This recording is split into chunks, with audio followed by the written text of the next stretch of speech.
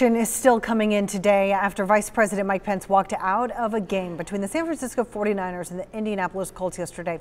Pence tweeted he would not support an event that disrespects the soldiers, the flag, or the national anthem. President Trump then tweeted that he asked the vice president to leave.